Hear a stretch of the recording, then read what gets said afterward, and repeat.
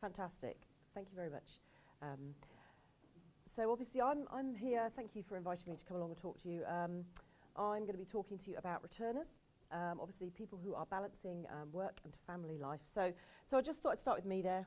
So at some point in my working career, I have been all of these things.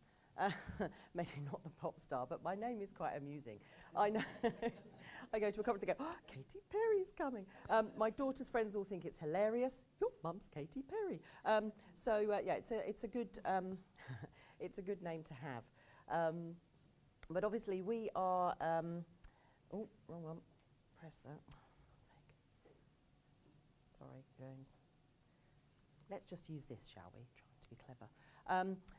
We are the UK's leading organisation dedicated to realising the potential of scientists and engineers returning to research following a career break. So I'm just going to tell you a little bit about Daphne. She was a fantastic lady. It's very personal for me that I'm running the organisation because I knew Daphne myself. She was my head of department when I was doing my degree and my PhD at the University of Surrey, so I'm a physicist. Daphne noticed this amazing, well, a waste of talent, and she thought this is absolutely ridiculous. She did actually have another quote that talked about people stacking the shelves in Tesco's, but we've taken that off now because actually, you know, we've got to think that's a really great career for some people, but not if you've got a degree and a PhD. So when Daphne started the scheme when she was alive in 1986, it was intended for just women. We have now moved on, and we help men and women. So Daphne very sadly died of breast cancer in 1991. She was a radiation physicist all her life. She knew exactly what was happening to her during her illness, and it was tremendously sad. I used to visit her at home. She was quite a mentor to me in my career, and she's the reason that I moved out of research and into science communication. I worked for the Institute of Physics for 5 years, running their public understanding of physics program. So the fact that I've now come back full circle and I'm running the trust makes it fantastic, and I love my job, which is superb. And also it's inspiring to see all of the people that we help and how successful they are. But when Daphne started it in 1986, it was just for women. She died in 91. The trust was set up in 92 to continue her fellowships, and that's what we've done to this day, and we've now increased the numbers of fellowships that we offer. In about 2003, we expanded to offer fellowships to men and women because we realised that there were a number of men applying for fellowships, and we said that they weren't eligible. The only reason they weren't eligible was they were a man, not a woman. They met every other eligibility criteria. So we asked the Charity Commission, and we expanded into helping men. 94% it says there. It's actually, I think probably, 94% to women. The numbers have been small but consistent. It was 4% men, it's gone up to 6% now. So our fellowships, they're hosted at universities, research institutes and companies. They are sponsored by organisations that have an interest in any research being undertaken. So we predominantly work with higher education institutes and research institutes, but that's not to say we can't have fellowships in companies, and we do work, but they've got to be companies where there's a significant amount of research being undertaken.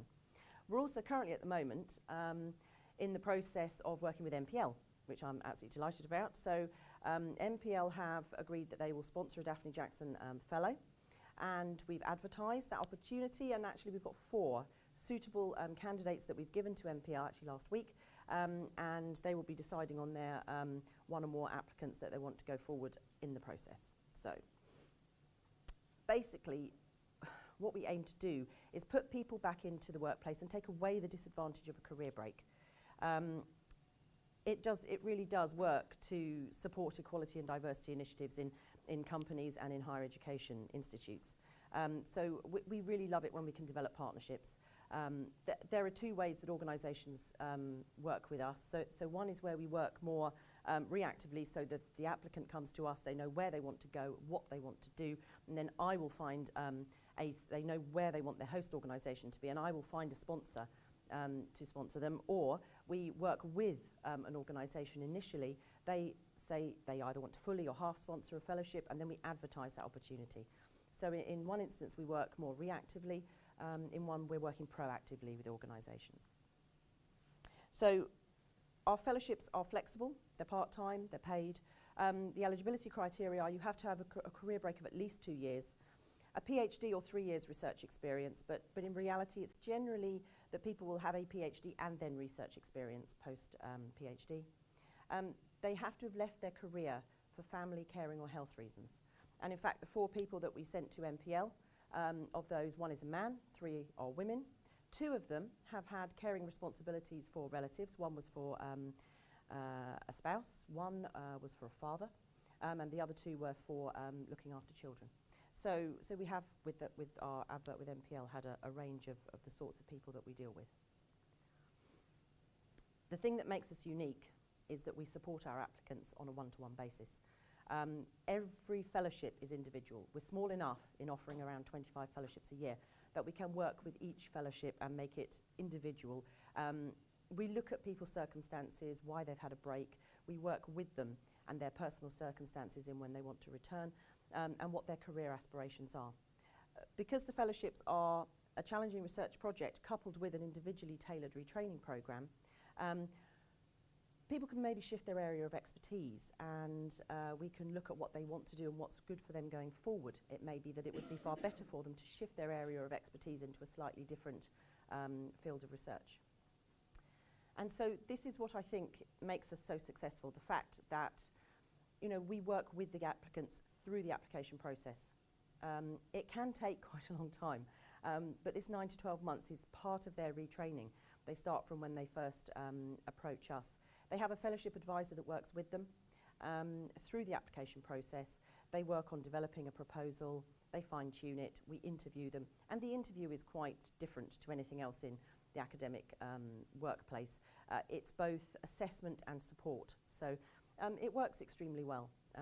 The proposal that they put together is peer-reviewed by 2 independent referees, and it's all submitted to our awards assessment panel.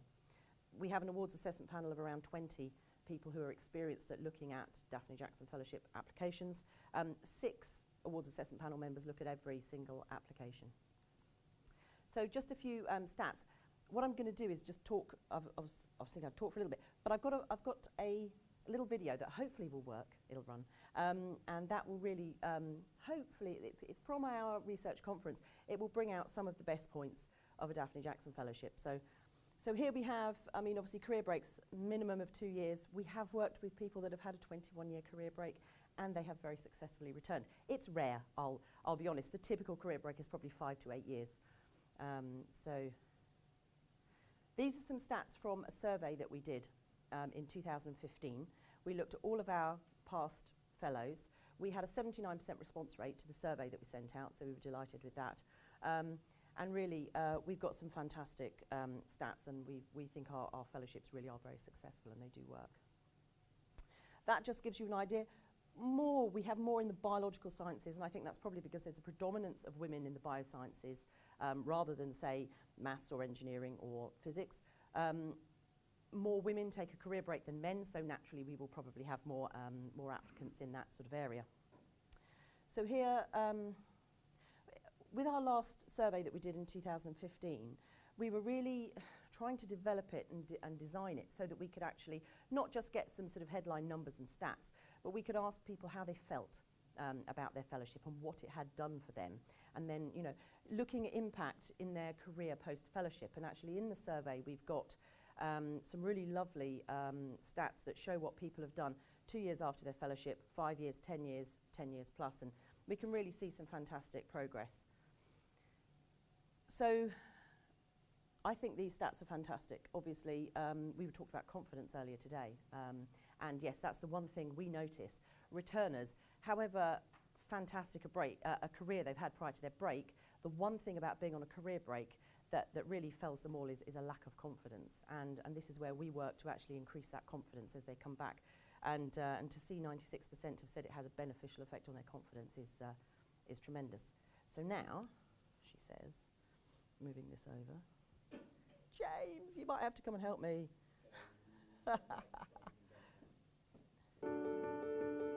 The Daphne Jackson Trust is a charity that offers fellowships for returners to research in STEM careers. They are 2 or 3 years, they're normally part-time, they're flexible, they're paid. They really are unique in the academic sector.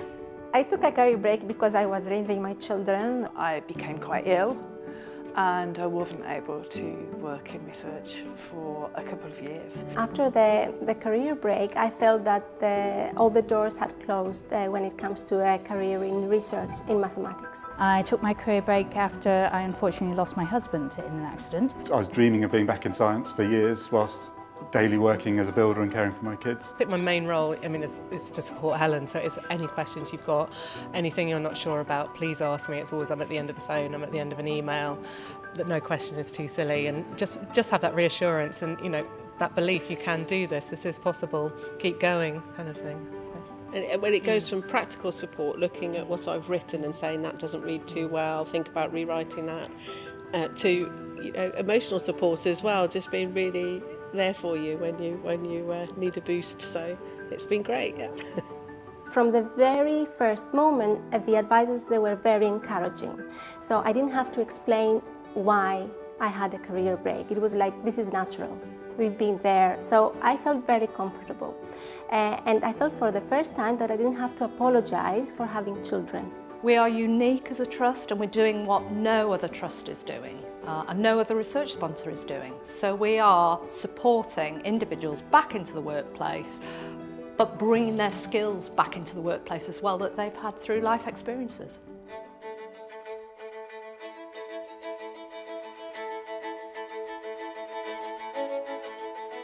The networking events have really helped. I've met so many other Daphne Jackson Fellows, and it's really lovely to have somebody who's been in the same situation as you and is in the same situation as you, who you can just lean on when you have a problem. It really was a fantastic opportunity to train whilst I was working.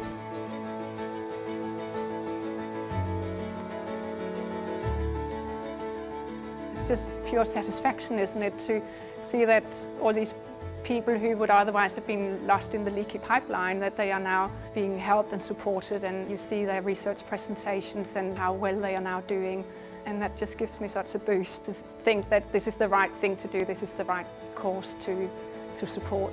So many people have benefited from the fellowship, and it's really having a huge impact across the country. They were just very supportive. They were good at talking things through. They provided a brilliant structure. And they were flexible.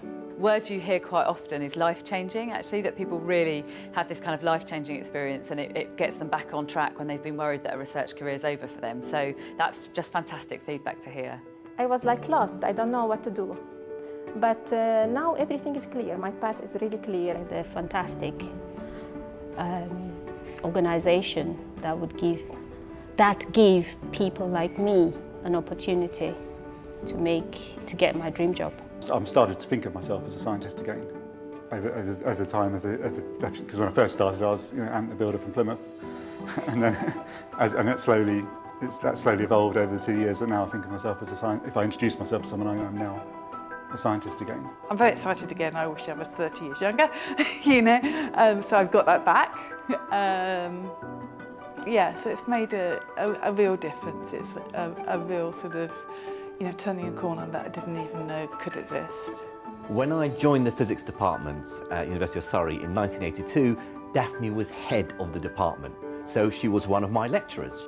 We all knew she was the first female professor of physics in the UK. I think Daphne would be delighted to know that 25 fellowships per year were being awarded. I really do like to think that she's out there somewhere looking down on what we're doing and is absolutely delighted.